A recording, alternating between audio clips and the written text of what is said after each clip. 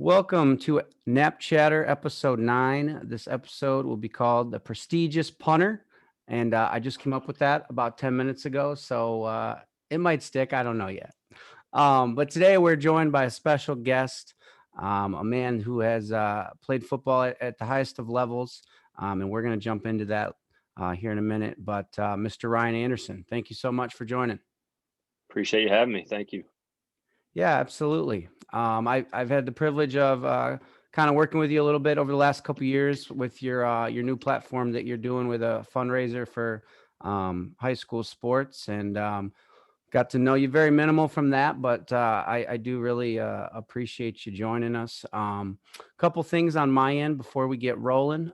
Some new TV on the CW. Superman and Lois is a new show. Can't go wrong with some superhero shows. I checked it out. First episode's out, and it wasn't too bad. Wasn't too bad. Um, I never watched Smallville, but it takes place. They're doing a kind of Smallville spinoff on it. And then this week, The Flash season 7 gets going, and The Voice season 20 gets going. A couple things I'll be watching, so I'll be excited about that. And then yesterday, some breaking news in the NFL. J.J. Watt signed with the Cardinals. Very surprising. He kept it very under wraps. And I think the biggest thing I took out of it is he's really wasn't ring chasing like I think people thought he was, because I don't see the Cardinals as like an NFL Super Bowl winning team next year. But the man did get paid. He got paid a lot of money. 2 years, 31 mil, 23 guaranteed. So today we're going to talk some football, a couple other ventures that Ryan is dabbling in at the moment. But let's start, Ryan. Let's take it back to some high school days. You played here locally at DeWitt, a school I went to Grand Ledge, so very well known. And DeWitt has a great history of good football. Just won a state title this year, so congrats to you. I know you were there. You've been helping out with the team a little bit, so definitely congrats on that. Appreciate it. Yeah, it was good to see him finally get one done. Yeah, absolutely. Been close a lot, I know. So Yeah, 3 out of my 4 years I lost to the state champion, so it was good to fall short as a player 3 times, but finally watch him get it done as a coach. It's cool. The yeah, kids deserved it. It was great. yeah, absolutely. I know there's a great group of kids in there. So in high school, you what did you go into play? Because obviously, you had a lot of success, and we'll get there as a punter. But I've seen a lot of high school football. Usually, you'll see somebody else. Like for us, the quarterback was our punter, right? I think a lot of times you see there's rare that you just have a punter in high school. Were you playing some other positions as well? Yeah, nobody even really knew that I punted in high school. To be completely frank, there's people, I guess, I would call them semi-inner circle, who hit me up after I got All-American for the first time in college, quite literally say, we had no idea you punted. So I was a receiver. I was 2-time All-State as a receiver. That's what I went to college for originally, to play was a receiver, and thought I would get bored in college just punting. So I was all about receiver. We didn't really punt much at DeWitt, to be completely frank with you. I think I punted probably 20 times in 4 years. So Wow. yeah, I mean, I was all about wide out, and punting was just something I did and I was good at. My family always knew that I was a much better punter than receiver, but I probably did too deep down. But I didn't want to give up receiver. So Okay, well, obviously, I mean, you had some success at receiver. You said 2-time All-State, and you ended up going to Saginaw Valley there. Did you have some options you were looking at, or was it always Saginaw, or what was that like yeah, for you? I had offers pretty much from every GLIAC school as a receiver. Had a couple D1 preferred walk-ons as punters, but I wanted to take the scholarship route. And like I said, I quite honestly, I didn't want to play just punter in college out of high school, because I thought that I would get bored just punting. Fact of the matter is, I definitely did not get bored just punting, because that's what I still do now. But yeah, I wanted to play both. So the idea was to go to a Division II school so that I could play receiver and punter. So how'd that go? You were there for 2 years, correct? 2 seasons, yeah, 3 semesters. I went there. I transferred after my first semester, my sophomore year. Went in freshman year, I was looking to play right away as a receiver, and I was, right there on the depth chart, and then tore my labrum Mm. 3 or 4 days before camp. So redshirted, which honestly was the best thing to happen to my career because that allowed me to transfer my grad year 4 years later. So yeah, redshirted, and then my second year played there, and then ended up transferring to Olivet after my second season there. Well, so what, why did you decide to go to OC there? I'm a OC grad myself, so that's really it was cool to see. At the end of the road, it was like, man, this guy went to a school, high school close to mine, and went to a college I went to. What made you decide to transfer to Olivet? Yeah, to be frank, I was missing basketball a lot. I'm not going to badmouth Saginaw Valley. Loved the college. The staff was the reason I transferred. I'll leave it there. They're all gone now. So the staff they have now there is great. I actually just talked to their new head coach. He wants me to come back and speak to the team.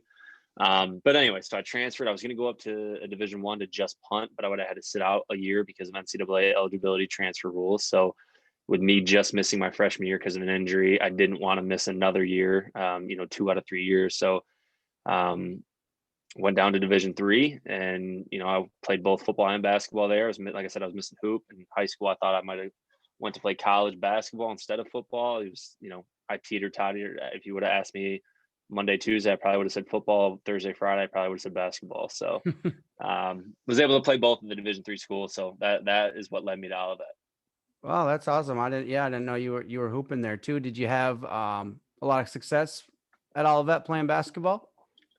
A little bit. So I played. I got there late because I didn't transfer till after my first semester, my sophomore year. So they were already probably 5, 6 games in. That first year I did all right. Taking 2 years off of hoop and gaining 20 pounds because I was in thoroughbred football shape. Definitely wasn't the same player that I was in high school, but I could still shoot just the same. So I had some big games, some decent games, and then the plan was to play my second year, and then I got just a bunch of I guess awards from football that I wasn't quite expecting. I was two-time All-American. I set like 6 or 7 NCAA records and realized, okay, this is my future. I have to take it. So I had to quit basketball that second year. And then I moved out to Arizona. Well, it didn't move, but I was traveling back and forth from Arizona. I would go to school during the week and then travel. And then when I was transferring, I was on official visits left and right from Olivet. So that Wow. was a process. Yeah, I know. One that had seen was you set the Division 3 single season record for the punting average at 46.2. That was in 2016. I mean, that's pretty cool. I would have to imagine. You know, it's rare that you see. I mean, it happens, no doubt, but it does seem rare that you see guys go from D3 to D1. Um, when did you think, I mean, you said you were going on some visits and stuff like that. You played 2 seasons at all of that. When did you think, man, I can get out of here and maybe go play some D1? I would say after my first year there. So in 2015 was my first season. I was a first team All American. Um, and then up until that point, I never had any individual punting training. I was just all self taught. I was all, like I said, I was all about receiver. I played receiver at Olivet also. Um, and I just punted the ball. And then all of a sudden I got first team All American. And I was like, oh, Ryan, maybe you should quit being so dumb and just focus on this a little bit. So then I started traveling and started working my craft a little bit. And then, my average jumped over 5 yards that next year. And I'd say about halfway through that year when I was looking and I was the number one punter, about week 5 or 6, I was the number one punter in the country, regardless of division. I was Division 1, 2, 3. I would have been like top 6 or 7 in the NFL. I was like, all right, now what do I do as far as the classes go to graduate on time? So I took my last 4, but I really started planning that after my first year there. So my last 4 semesters at Olivet, I took 19, 19, 18, 19 credits just to speed it up so I could get out. I knew that was a plan in the back of my mind, but I didn't know if it actually come to fruition. So I did it anyway, just so I would have that ability. And then after that last season, it was either try to go pro or, transfer. So word got out that I wanted to transfer, and I guess the phone started to ring pretty quick. So the try to go pro out of my junior year kind of eluded me and just decided to transfer. Yeah, I mean, that's very rare that you see. I mean, definitely, I've seen it. You see some guys in the NFL from the D2 and the D3, um, but going straight out, I mean, that would have been pretty crazy. So you said the phone was ringing. I mean, was you left Olivet, you then transferred to Rutgers for a year in the Big Ten. What went into that decision? Was it a bunch of schools you were looking at, or what was that like? Yeah, so I mean, so paying you went to Olivet, so paying private school tuition is not cheap. My thing was if I'm going to transfer, I finally for the first time in my life had confidence in my ability, thinking, okay, I know I can play at the highest level. The two best divisions in college football are the Big Ten and the SEC, and I was tired of playing for college. I was in a ton of debt, so I said I'm only going to transfer if I get a full ride. And I'm only going to play in the Big Ten and the SEC because I feel that I'm one of the best 15 punters in the country. So that's what it was. I got an offer from Delaware. I went on an official visit to the University of Delaware. They're an FCS school, JMU, James Madison, who's the best FCS school. Them in North Dakota State. They win the national championship every other year. Mhm. They offered me as well, and I was talking to Illinois, Auburn, Georgia, and Rutgers and Michigan State. And the Rutgers was just a great fit. When they came in and they watched me work out at Olivet, so they flew all the way in from Jersey, and then they brought me on an official visit 2 weeks later. And I had a couple of my teammates catching the punts when Rutgers was there watching me. They came in and worked me out in February, and Olivet doesn't have an indoor, we're a No. Division III school, so I was punting outside. And I have to say, it was one of my worst punting sessions I've probably ever had. I remember them leaving there, and I just thought, man, I blew it. But what the coach said after that, about a day later, when they invited me to an official visit, I got stuck with me. He said it wasn't about how you punted; it was about the person that you were and the work ethic that I saw out of you. And I was like, okay, well, because I punted terrible. I punted like a 10-year-old. So no, then they brought me on the official, and the media market out in New York, New York, the tri-state area, it's the biggest media market in the world. So I knew that it would help bring a lot of attention to me quickly, which is what I needed coming from a small school. I only had 1 year to do this thing. So Rutgers was a perfect fit, and I'm grateful that I went there. I would have loved to have spent all 4 years, but I don't regret my path at all because my time at Olivet was great as well. Yeah, and obviously you had some success at Rutgers. You set the first team All Big Ten and set the Rutgers all-time single season punting average record. I mean, anything else accolade wise you had there in that year? I was the first ever punter, or I was first ever player there. I still am the only player to be first team All Big Ten. I was an academic All American, but I was a co-side academic All American of the year at Olivet too. So I was a two-time academic All American. I was a nerd in college. That was what one would have called a Hey, nerd. So I'm all for it. But yeah, outside of that, um, yeah, it was Big Ten Punter of the Year, first team All Big Ten, academic All American. Those are probably all I garnished. I mean, yeah, that's all, huh? Just a couple. What's the biggest difference? I mean, obviously, I mean, as a punter, you're not taking a bunch of big hits, but what is the difference going from a Division III to a D1 school as far as you know, uh, obviously atmosphere? I mean, going from Olivet, I mean, we know Olivet's a tiny school, atmosphere wise, and then playing wise, the speed and everything like that. Yeah, I mean, clearly the speed, the size, the atmosphere is it's just different. But I always say this: punting is you're punting the same ball, you're punting on the same field dimensions, punting in the same weather, sort of, between New Jersey and Michigan, similar weather. Only thing that really changes is the fact that I had 100,000 people watching me in person with another, 100,000 to a million, depending on the game, watching on TV. Um, that's all that changed. And the guys that I was kicking to were faster, but the guys I had covering them were also faster. So to me, nothing really changed at all. I was just punting a ball, and I've always been a big game player. The bigger the game, the better I played. So I liked it. I loved it. It wasn't too different to me because punting's punting, whether I'm punting by myself on a grass field or in front of 117,000 people at the big house. Were you a Michigan or Michigan State guy growing up? Grew up a Michigan fan. So my mother was a diehard Michigan fan. She went to Michigan State though for teaching because they have a great teaching program. But I grew up a Michigan fan, and then when I went to Rutgers, clearly got to choose my team. So Rutgers is my team now, and it's funny because when we played at U of M, there was just one irate 40-year-old man about 4 rows up that just reamed into me the whole game, and I was like, you know what? If only you knew. You looked at your roster and seen that I was the only Michigan kid on the Rutgers team, and he was. But I think he was. Even the people around him, the Michigan fans around him, were looking at him like he was.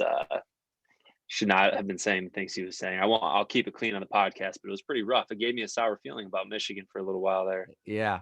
Yeah, that had to be cool though, I would imagine. I mean, if you played at the big house then? Yeah, so we got to play the best stadium I played at by far was Nebraska. And any football fan, college football fan that's listening to this, I would definitely say travel to Lincoln, Nebraska and watch a game, even if they're not playing your favorite team, because it was an insane atmosphere. Couldn't hear anything. The fans were super, super nice. They're the nicest fans in the Big Ten, probably the nicest fans in the country. But yeah, then I played at Michigan and Penn State. Those were probably the top three venues we played at. Yeah, that's I have family that lives down. My uncle lives in Kansas, and he goes to Lincoln occasionally, and he said that, I mean, you don't understand how crazy it's football down there. I mean, Oh, it's there's nothing to do except for watch the football yeah. game. So I'm telling you right now, it was the best atmosphere. I mean, from 10 minutes before the game, I couldn't hear anything. Our coach would call down on the phone from the box. Man, after my first punt in the first quarter, I couldn't hear him, and I just hung up. And he came in Wow. at halftime and said, "Don't ever hang up the phone." I said, "I'm going to be honest, I can't hear you. Like there's nothing you can say. I cannot hear you." But yeah, they had 99,000 is how big their stadium holds, and they're sold out every game. So I think when we played at Michigan, they were at about 117,000. Penn State was at about 109. And Nebraska was bar none louder, way louder than both of them. But What? Michigan was the most humbling to play at because I grew up a Michigan Yeah. fan, a Big Ten kid. So it was most humbling to come out there. Might have been the first time in my life that I actually felt nerves. Yeah, I was going going to out ask at U you of M. how you felt walking out there. It's got to be like, wow, this is crazy. So are you more of a laid back kind of guy when you're out there, or are you focused? Like, I got a job to do, you know? I'd say I'm more focused, more laser visioned. I just do my thing, but I'm definitely not antsy or anything. So I'm chill. Also, I'll have conversations outside of just what my job is, but when there's a job to be done, I kind of focus up. Yeah, yeah, absolutely. What about the preparation side? As far as, I mean, obviously, you're kicking the football, but I'm sure there's a ton more that goes into it from when you were, or was there a ton more that went into it when you were at Olivet compared to when you were at Rutgers, as far as maybe practices or anything like that? Yeah, I mean, I guess the biggest difference is the fact that I was still playing receiver at all of that. So when I went to Rutgers and I wasn't playing receiver, I had all day to punt. And yeah, I mean, I was the third string punt returner. I don't know if they ever had an idea to put me in at Rutgers, but other than having to do punt return, also I'd catch the punts. They only put me in there because I was the only one all season, the only punt returner on Rutgers team not to drop a punt because they used to chart it. Um, that was just kind of my thing. I returned punts, my whole life, so punters know how they spin. So, but other than that, yeah, the preparation I had all day. It was good. It was kind of different because I had to figure out how much my leg could take, but I had a coach there at Rutgers that was great with, saying, hey, when to back off, when to keep going, making sure that I was punting at my peak. I can't even imagine. I mean, that's got to be pretty cool. I mean, you just got, your guy, and I'm assuming there's a couple punters on the roster. You guys tight group, or? Yeah, so the starting long snapper, the starting from the year before I got there, so in 2016, the starting punter, starting long snapper, and the starting kicker were all three juniors. So they came back and they were seniors, seniors to be. So they would have been senior starters, 2-year starters as a long snapper and starting for 3 years. Well, they brought in me as a grad transfer punter. They brought in a grad transfer kicker from Minnesota, and then they brought in a freshman long snapper. All three of us took those other three's jobs. So there was a Wow. little animosity, to be completely frank, with that, but I mean, it's all love. I mean, we became Yeah. teammates. We're all brothers now. We talk all the time. So at the beginning, nobody wants to get their spot taken as a senior, especially from two grad transfers, Andrew Hart from Minnesota and myself from Olivet. So, but, the coaches have a job to do, put the best team on the field, and they handled it with grace after a couple days. But Well, what would you attribute your success to? I mean, coming from DeWitt's a really good football school, but it is a small town of DeWitt, and then you're playing at a high level in Division I and Big Ten football. I mean, I you got to be better than just kicking football. I mean, there's a lot more to it than that. So, what do you attribute your success to? yeah, I my mental state, I guess, just the way I've handled my whole life is I'm an extremist in the work that I do. I guess that my work ethic is good. And I'm probably the worst hypocrite of myself. I feel like I've never accomplished enough. There's always more that I need to do. So, I always had like this set plan in my life, like, oh, play college or high school ball, be the best in the field. All right, go play college ball, be the best there, make it to the NFL. And that's when you'll be your happiest. And then when I got there, there was just like, there's still some, like, even in my mind, there was still so much to accomplish and do. Um, Not saying that's the right way to go about things, but I would just say the fact that I was just never satisfied. I was always hungry. I always knew the way I work is that there's somebody out there right now who's right at my heels, who was working just as hard as me. What's going to separate us? Um, I can't say just as hard as me because I try to live my life that nobody else will outwork me. And I feel like if that's the mentality you have, after that you can be satisfied because I can't make myself any taller, faster, stronger, other than the training that I do.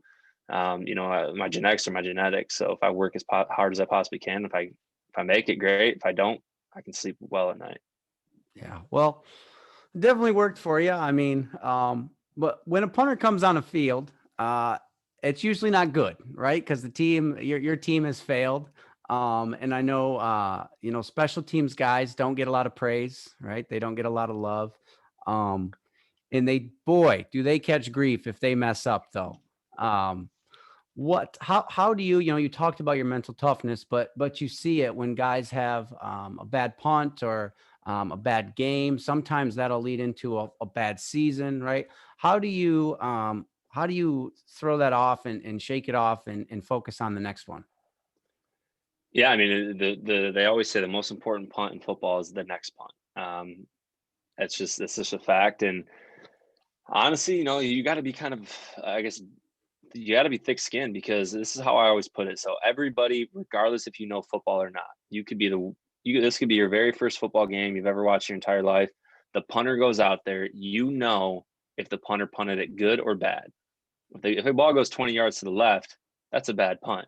Where I will also equate that if a corner messes up and the receiver gets a touchdown pass, 50% of the stadium might be like, oh, that was the corner's fault. 40% might be like, no, wrong coverage, safety's fault. The other 10% might think, okay, no, linebacker, whatever it may be. You have to know football to kind of know from like the lineman's Uh-huh. standpoint. But with a punter and kicker, it was either a good one or it wasn't. Even more so for a kicker. You either made it or you didn't. Right. So that's what I was equated to. Everybody is on you all the time because they don't have to know football to know whether or not you sucked or not. So, just to be frank with you. Yeah. So knowing that, you just got to be thick skinned. I mean, I definitely had my bad punts and shake it off as best I could. And there's nothing you can really do about it. You can't get it back. So why dwell on it? Yeah. Now, did you ever play in the snow, punting in the snow? In high school, I did. And then in college, once or twice. Yeah. How'd that go? Once or twice. Not too It's bad, good. or I liked it. I you kind of liked like the it? snow. Yeah. I'm not a huge fan of the cold, but I've been a northern punter my whole life, so I'm used to it. But the snow just it makes it kind of, as long as there's not too much snow, it makes it kind of pretty. Honestly, just look out there, little snow covered field. Yeah. Yeah. So I don't know a ton about punting, but I'm a big Pat McAfee guy. I watch a lot of his shows and stuff. We And share he we share a birthday, Pat and really, I. all Yeah, right. it's my guy. I love listening to him and his show that he's got going, and he starts diving into like punter technique and stuff like that. And it really is eye opening because I mean, I feel like I know football, but when you talk about a position like that and diving into it, like J.K. Scott, I'm a Packers guy. J.K. Scott, when he punts, he doesn't leave his feet at all. He does his plant leg like stays. It's like all leg. Um, what kind of punter were you as far as technique wise? So punter are you, I should say. Well, I left my leg, my plant leg would come off the ground, which it should, because if you get rolled up into it, it's a torn ACL immediately. Um, but yeah, I mean, my technique was a little different because I was self-taught for a while. So, but I basically fine-tuned it. I'm a lefty punter too, so things are different there. And I have very, very quick hands because of my receiver background. So I would twist the ball late. Thomas Morstead and maybe Kern from the Titans. I think they're the only two in the league that do my style of punting as well. I'm not saying it's right or wrong or indifferent. We basically skip a step because our hands are too quick. So we twist the ball on the way down, and we're able to manufacture that ball that way. But yeah, that's kind of the punter that I am. I'm more of an accuracy punter. I have a big leg. Pat McAfee, big bomb punter, huge punts. Yeah. Me, I'm going to paint you into a corner. I'm going to put the ball within a yard of where it needs to be, mixed in with some huge punts as well. But, some punters out there are just huge leg punters. Accuracy goes hit or miss. Pat could do it both. He can do everything. Pat's unreal. But then there's some punters like myself who we rely on painting corners. So did you watch a bunch of other punters once you committed to this is going to be my thing? Did you watch a lot of film on some other guys? And if so, who were those guys? Vaguely a little bit. So my kicking coach, he actually played. He was 16 years in the NFL. He's a 5-time Pro Bowler, so I used to watch him quite a bit. But he also punted during the era of Ray Guy as well. So naturally, I would watch Ray Guy.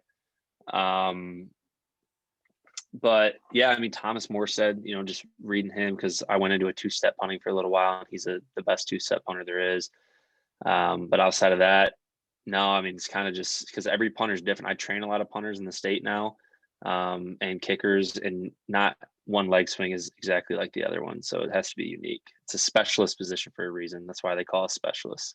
Good point. Good point. So did you ever have one returned on you for a touchdown? Yeah, I did. The first game at Rutgers. Oh, It was first game? Thursday night, first game. So I was punting. He's now the best punt returner to ever play college football, though. He broke Devin Hester's and Don Jackson's record. Really? So yeah, his name's Dante Pettis. And so Oh yeah. this is why Pat McAfee and I became close, was because I was punting out in a 9-yard box, which typically it's 14 yards, but we had the ball on our 1-yard line. I was punting out of the back of our end zone, and I punted it, and it was a huge punt. I mean, I punted like 68 yards in the air, perfect spiral, just drilled it. But being in the 9-yard box, being in max protect, my guys couldn't get out quite quick enough. So one would say I outpunted the coverage. But I made Dante Pettis turn around, and he dropped the ball. Well, apparently when good punt returners drop the ball, gives them a little extra second to look up, and then they, unless you tackle them right away, we're in for a rude awakening. But the crowd was going nuts when I punted it, and when he dropped the ball, I was like, "Oh, awesome! Good turnaround." And then all of a sudden, I see like 4 of our guys on the ground. He just juked them out, and then like a couple seconds later, it's him, a defender, and me. And I mean, that was the first time in my life that I just realized there were certain athletes out there that I would never touch. He was one of them. I remember saying that, to my family after the game. I was like, you know what? I've always thought that I was one of the best athletes in the field. That moment right there made me realize that there are just athletes out there that are different. So yeah, he returned it I punted it 68 yards or 69. He returned it 70 yards for a touchdown. So it was rough, but then our head coach threw me under the bus, and said I outpunted the coverage on the TV. That's when Pat McAfee had tweeted at him and tweeted at ESPN saying you can't outpunt your coverage if you have good coverage. I'm not blaming the coverage by any means. I should have punted it better. I definitely should have punted it better, but that's kind of what Pat McAfee had said, and that's how him and I had started to talk a little bit. So that's awesome. That's crazy. Yeah, so it wasn't a great first memory of one of my punts. It wasn't my very first punt at Rutgers, but it was my very first game. So in Washington, they were 4th in the country or 7th in the country at the time. Wow. And we were the only game on TV because we were the first game of the season. So everyone across the country was watching it. Great. So did you have any, I mean, at any levels, were you making a bunch of tackles on punts or didn't usually have to do that? Not many. I had one tackle against Nebraska, one solo tackle where he almost returned the punt again. I tackled him on like the 5, so I was glad I did that. I think I may have had like 1.5 or 2 at Rutgers and maybe 5 or 6 at Olivet. No, I didn't have to tackle too many times, which was fine with me. I mean, I liked getting hit. I didn't like doing the hitting a lot. I loved playing receiver, and I actually used to love lowering my shoulder, but it was weird when I translated that to defense. Wasn't really about it. Yeah, yeah. What about any blocked? Any blocked punts on you? Yeah, only 2. Same game, both at Olivet, and I'm very close to the coach. I run his fundraisers now. He coaches at Leslie, Greg Pisconda, and he has made it very clear anytime we ever talk or anyone talks, say I got your number from Greg, he makes sure that they know that he's the only one to ever block my punts. So never had one blocked at Rutgers, never had one blocked at the Giants. It was just twice against Elma when we played Olivet. Now we won that game by like 30, so that's okay. But yeah, I had 2 blocked then. Okay. So answer this for me. What would you rather do? Boom one 70 yards or pin one inside the 5? Pin them inside the 5 for Right. sure. Yeah, you said I'm a team guy. Ultimately, my job is to get best field position possible. So what was your biggest punt? Practice, game, doesn't matter. What do you got? practice was 101. I punted it out of one end zone into the other. Holy Yeah, cow. it rolled. It was at Wayne State. It rolled though. I hit it. Biggest punt I've ever had in the air was 81. Wow. So yeah, That's I think the one that went 101 probably hit around 70 and then rolled. So it was. I mean, when my legs warm in the midst of August, I can get some big punts going as long as no wind, just nice warm air. We can boom them. wow. Well, all right. So you got done with Rutgers, and then what was that process like? I mean, obviously you wanted to go to the NFL. Did you get to do any workouts or what? How did that go? I mean, you signed. I guess go into that a little bit. You signed with the Giants. Is that or who did you sign with first? Nope. So I started with the Patriots. So yeah, it was a weird process for me. Well, I guess not really weird, but it's different for all punters. So after Rutgers, my senior year in November, I made a decision to take all online classes for the rest of the year and move to Arizona to train for the draft. So I went to Arizona. Then I ended up having local pro days leading up to the draft with. I came back from my pro day at Rutgers, and then I ended up having local pro days with the Eagles, Giants, and then the Jets. And I had a good pro day at Rutgers. And then I did well at the Giants, the Jets, and the Eagles at their local pro days. And then heading into the draft, I was the 4th punter ranked in the class, and I thought I had a chance to get drafted, and that didn't happen. So then I went to rookie mini camp as a tryout player for the Patriots. So I was with them for a little while. Then I got cut, and then my rookie year was quiet, really, really quiet. I had no workouts my whole rookie year until the very end. Then I had a workout with the Jets, had a workout with the Giants, and then I had a workout with the Jets, and then I went to the Giants. And then when I went to the Giants, the Bears had called and said that they wanted to sign me. But I was already at the Giants in my second day. And then when I was at the Giants on the second day, when I was there in minicamp, they offered me a contract to sign me. So I was already there. Agent and I decided best to stay. So I signed with the Giants, and I was with them for the next 5 months, got cut. And then when I got cut, I had 13 different workouts throughout the year. I was with the Bears twice, Broncos twice, 49ers twice, Jaguars twice, Lions twice. I think I went back to the Jets once. I went to maybe the Bills. I honestly would have to look. So I was all over. So 13 out of 17 weeks I had workouts. My fiance hated me. I was gone all the time. But then from there, I just that was it. And then I thought for sure I'd sign this year. COVID happened. I was with the Bears for a week this year. That was it. Really? So we'll see what happens. In between the Patriots and the Giants, I signed with the AAF. I played in the spring league, and then it folded, the Alliance Football League. So, but that's kind of what I did in between my rookie and my second year. Yeah, I was going to ask you, you said obviously you were doing these pro days and everything and you're hoping to get drafted. And then, you're 4th ranked punter. and then you don't get that team, you say you went and signed with them, but how were you feeling as far as, mentally? Were you thinking, man, maybe this won't happen, or what, what were you thinking? It's the worst. Nobody can prepare you for that, and you don't have anybody to lean on unless you have somebody who's went through it in your family. I don't. So, um, terrible, terrible, horrible mental state. I mean, but it was what I've been doing my whole life. So you just keep pushing through it. And right now, my mental state's probably as bad as it's had been in football regards, just because it's been so long since I've been in now. It's been over a year since I punted in the game, and that sucks. But we'll see what happens. I mean, I can't give it up on account of a pandemic. The pandemic changed a lot of things for a lot of people. So we got to get through this, and we'll see what happens. Absolutely, man. Keep grinding on it. I mean, I didn't know you were with the Bears, you said, for a week. I mean, shoot. Yeah. It seems like punters is one of those, they do have it seems like a short leash. And you see from like year to year, there's, some different guys around the league, especially maybe the teams that are just looking for change. Obviously, you've got your mainstay punters that are top level, but hey, man, keep working, keep working. So what were those 5 months like when you were with the Giants? What was that off season time or what? Yeah. Yeah. It was OTA mini camp, then OTAs, then training camp. It was awesome. Loved it. Best time of my life, hanging out with the guys. And, I got super close to Golden Tate. We did a lot of golfing, a lot of ping pong. Ping pong got real heated there. Got close to Saquon and Sterling Shepard. It was basically me and Saquon, Sterling, and Golden that were always playing ping pong. Good times, man. We um, went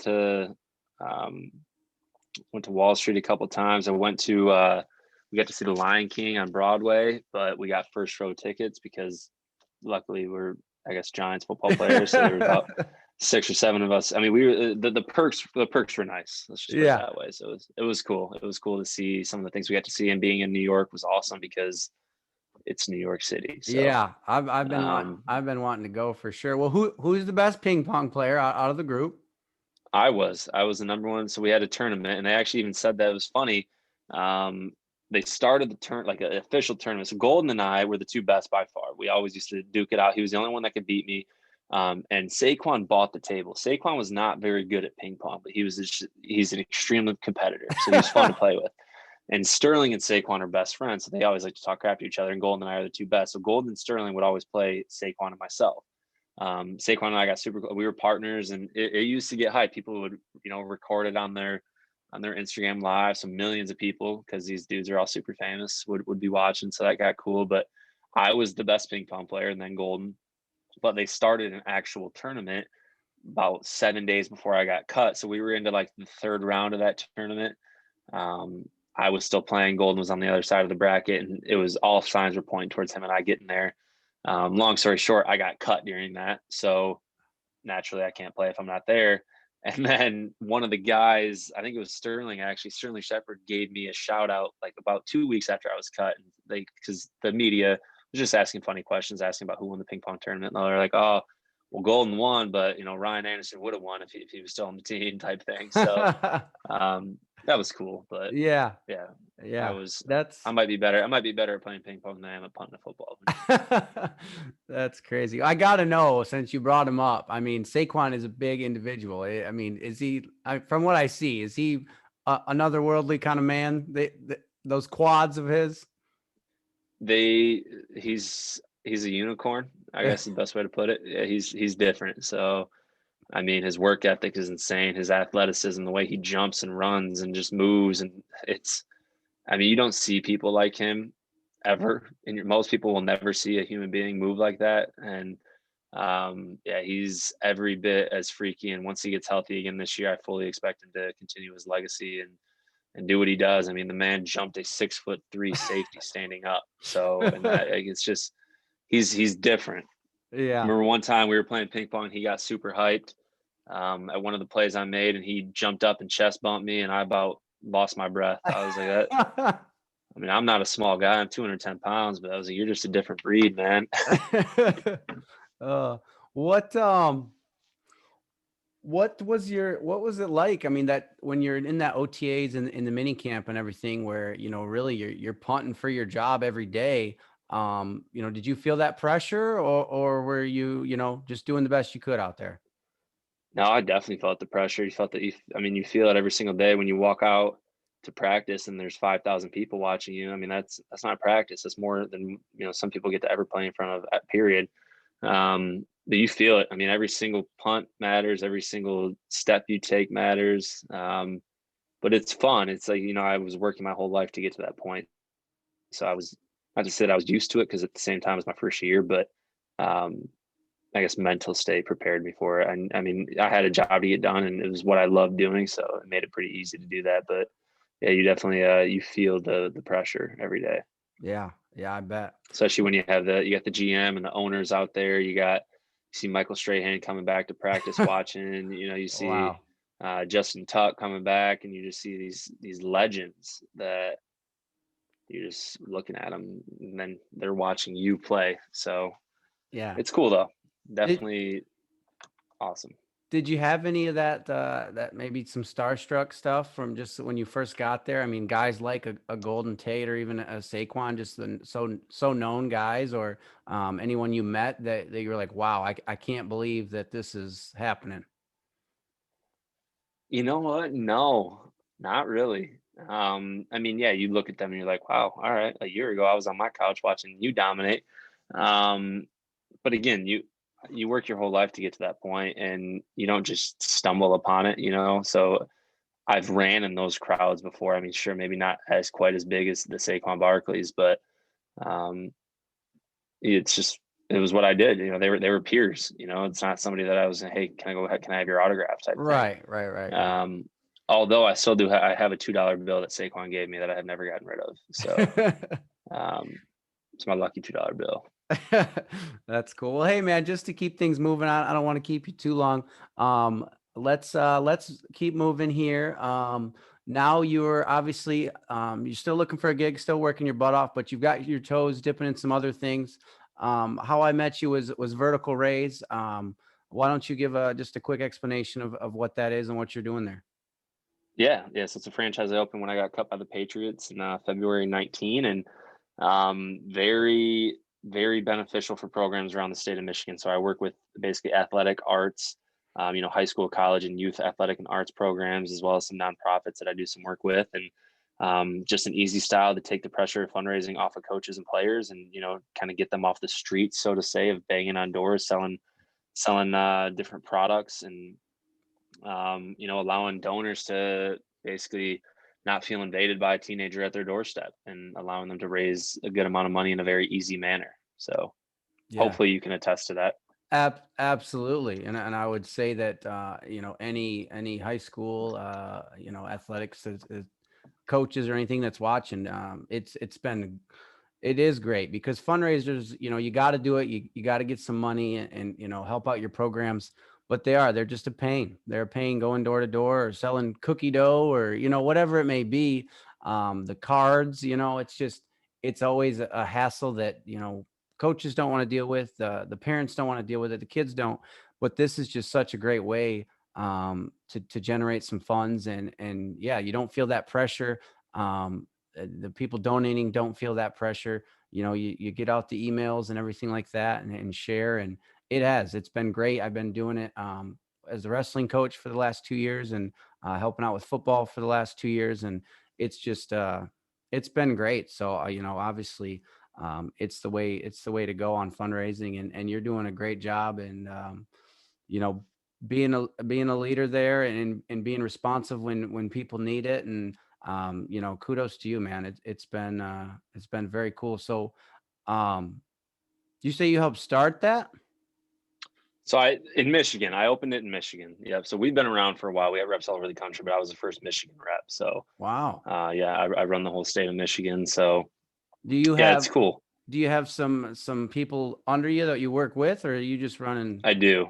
Yeah. Yep. Yeah. So I got a guy over in Wayne County. I got another guy on the east side. We'll be hiring a guy on the southwest side of the state, a little south of you guys.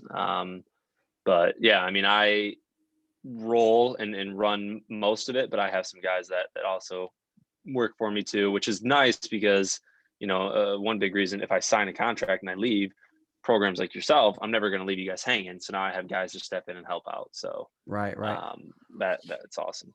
Yeah, I know you've had some that have made some just some crazy success as far as nationwide too. Like what's the big number you guys have raised as far at one school? Yeah, I mean, we definitely have schools that have raised, well over 250,000 so far, but one individual campaign, the number one athletic campaign in the country comes from Rockford football out of Michigan. I ran that one. They raised 66,000, just over 66,000, just Rockford football did. And then the number one overall campaign that we ran as a company is also from Michigan that I worked with Warren De La Salle Collegiate. They raised $110,000. Wow. So Wow. That is just awesome. And it's just something that it works so well, and you can come back to it that next year, and if they don't want to give, they don't have to, but you preach sending it to somebody else, and it's crazy, this media and technology world, how much money can be raised. It's awesome, man. So yeah, it's fun. It keeps me around the game and lets me help coaches do what they want to do, which is coach, and then take the fundraising pressure off of them. absolutely. Hey, well, you gave a quick mention of it before. You're still doing some lessons. What as far as kicking and punting, obviously, what's that looking like for you right now? Yeah. So there's a few guys I work with around the state, and adding on some more here and there. I just want to be able to provide some training and help the youth. That it's a specialist position. Not a lot of coaches in the state, not a lot of coaches in the country really know how to coach it unless you're a specialist coach. So I just kind of like to provide that for the kids, at an affordable cost, because I've seen it, and the camps are just getting nuts. $400 or $500 for a couple hours is absolutely insane. So I work with a few kids in the area regularly, and I've been working with them for the last 3-4 years off and on when I'm home. Awesome. Awesome. Yeah, it's great to see you working with them and giving back, especially at a position like you said with punter. I mean, it's a specialist one where you get like, you can say, ah, yeah, you coach, high school special teams. Like I helped out with the special teams. I don't know anything about punting. Like, so to get somebody that knows what they're doing and has done it at such a high level to come in and help, that's awesome. Um, so what's it looking like for you in the future of you're just gonna try to get some tryouts still, or what's your next Yeah, step? I mean, hopefully here soon I'll be hearing some more things. I mean, mini camps are going to be coming up. It's March now, so mini camps are going to be coming up at the end of the month. OTAs, and hopefully something comes good in April. I guess we'll find out though. Yeah, it's probably, especially with COVID and stuff, there's probably not a lot of open tryout kind of deals. Is that? No, yeah, they're not. Yeah, they're not bringing in people in nearly like they used to. Just trying to navigate this pandemic, which is new to everybody. It's new to them too, so they're trying to figure out the best ways to go about things also. So, trying to be, patient with it, but that Did only you? I that's meant to ask you early. Did you do any holding? Did you do any oh holding for yeah. kickers? Yep. Yeah, Love holding. Love holding. Yep. yeah. Did you do that? What was the highest level you did that at? I held at Rutgers. Did you? Not I didn't. So the backup, the punter he was a backup punter. He had a good connection with the kicker, so he held. But I held every day in practice, and I held the Giants too. Held at all of that all the way through, and then in high school too. Okay. Once I quit kicking in high school, I kicked until my sophomore year. Then I held after that. Awesome. Well, hey Ryan, I can't thank you enough, man. For you, I know you are a very busy man. For you to come on here and spend a little time with me and share your journey of football and punting and making it to the highest level, man. Um, I can't thank you enough, and I'm wishing you the best. And I hope, I hope to hear down the road that you get the chance that you definitely deserve and can make it happen, man. Hey, I appreciate that, Corey, and good luck to you and the wrestling squad the rest of the season. Hey, I And appreciate it. We're yeah, closing I down here. Got a couple appreciate you weeks having me left. on.